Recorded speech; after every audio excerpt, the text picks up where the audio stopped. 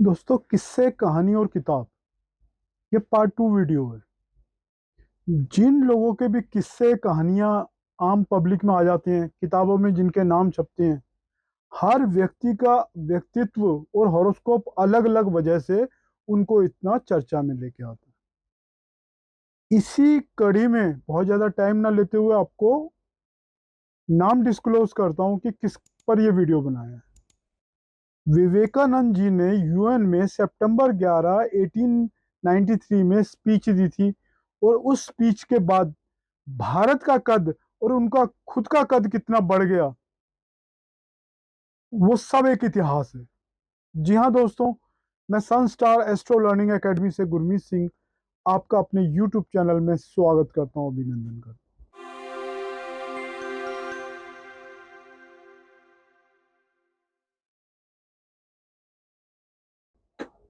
दोस्तों, विवेकानंद एक बहुत बड़ा चेहरा है हिंदुस्तान के इतिहास का, और युग पुरुष भी कह सकते हो। आज पिछले 200-300 साल में जाएं तो वो बहुत बड़े युग पुरुष थे।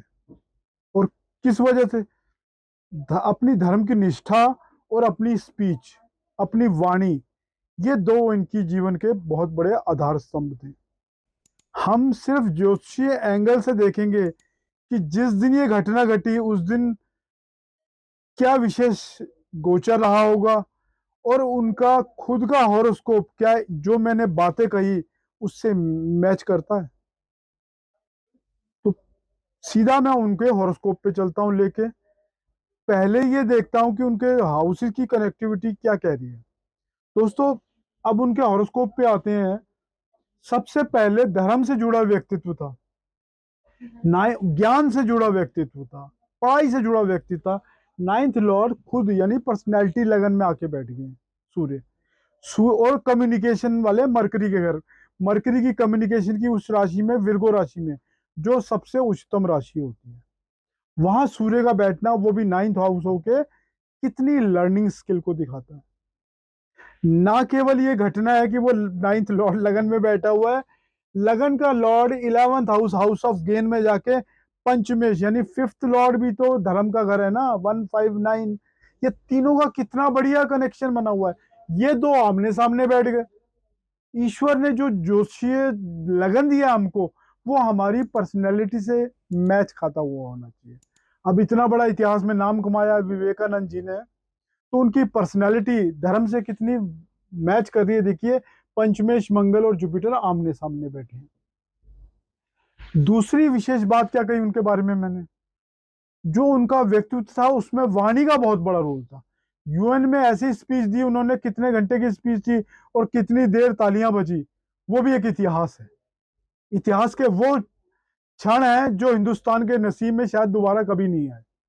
हाँ, यूएन में उसके बाद अटल बिहारी वाजपेयी जी की स्पीच बहुत तालियां बजी थी, उन पर भी मैं वीडियो आपके सामने लेके आऊंगा। आज बात कर रहा हूं विवेकानंद जी की। अब वाणी भाव देखिए, 10th लॉर्ड वाणी भाव में, और वाणी भाव का लॉर्ड 10th में, यानी कर्म से वाणी का रिश्ता, वो भी मरकरी द्वारा, मरकरी 10th लॉर्ड होके वाणी के घर पहुंच गया। दूसरा, स्वीट वॉइस का कारक वीनस और जुपिटर दोनों बनते हैं, लेकिन वीनस भी तो वहीं विराजमान है, यानी वाणी से उनको गेन भी होना है।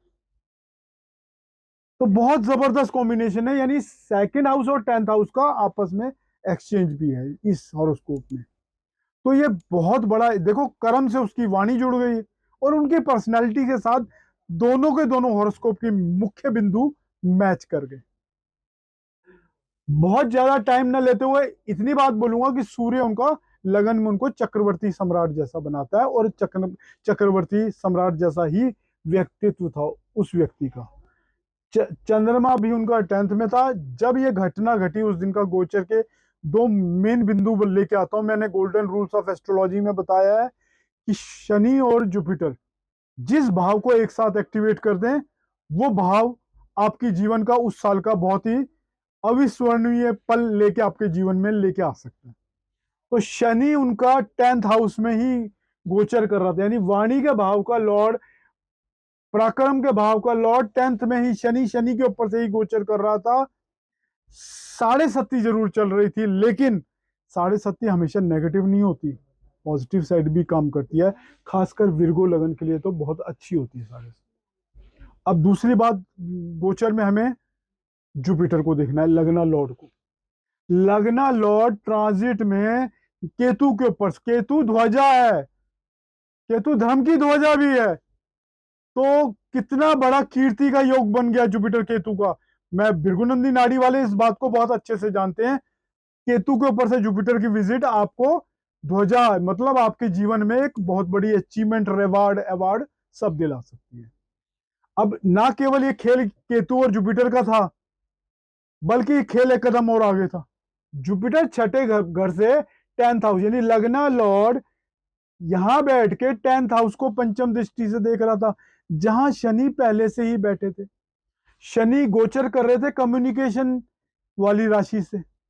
देखो विर्गो से अच्छी राशि नहीं है, और भाषण के कारण नहीं उनका नाम हुआ, वो स्पीच उनकी जिंदगी में बहुत ही अविस्मरणीय रही है। तो जुपिटर का भी 10th हाउस से, यानी शनि और जुपिटर की डुअल ट्रांजिट ने 10th हाउस को बहुत अच्छे से एक्टिवेट किया हुआ था। दोस्तों ये ऐसे वीडियोस आपने देखने हो तो मुझसे जुड़ के रहना।